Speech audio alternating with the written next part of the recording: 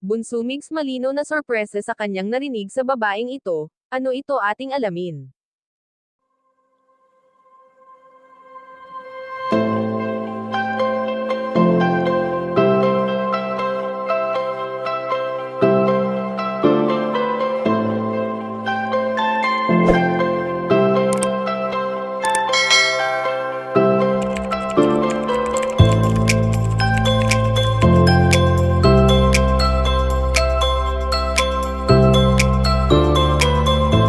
Alam naman natin na mahilig si Bunso Migs Malino sa isang sorpresa na palagi niyang ginagawa sa kanyang mga mahal sa buhay at sa ganitong pamamaraan niya ay naipapakita at naipaparamdam niya ang kanyang labis na pagmamahal sa mga ito.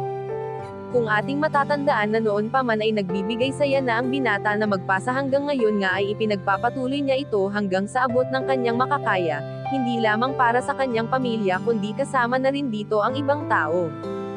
Kahanga-hanga ang isang Bunso Migs Malino sa kung anong pag-uugali ang mayroon ito, na hindi naging makasarili bagkus ay handa siyang ibahagi sa iba ang mga blessings na kanyang mga natatanggap.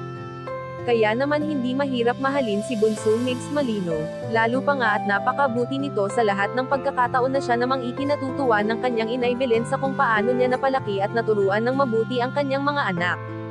Subalit ngayon nga ay ayon sa aming impormasyon na nakalap na nasorpresa ang binata sa sinabi ng babaeng ito sa kanya at ito ay hindi nakataka-taka pa, lalo na at iba ang kilig sa kanilang mga mata sa tuwing sila ay magkasama.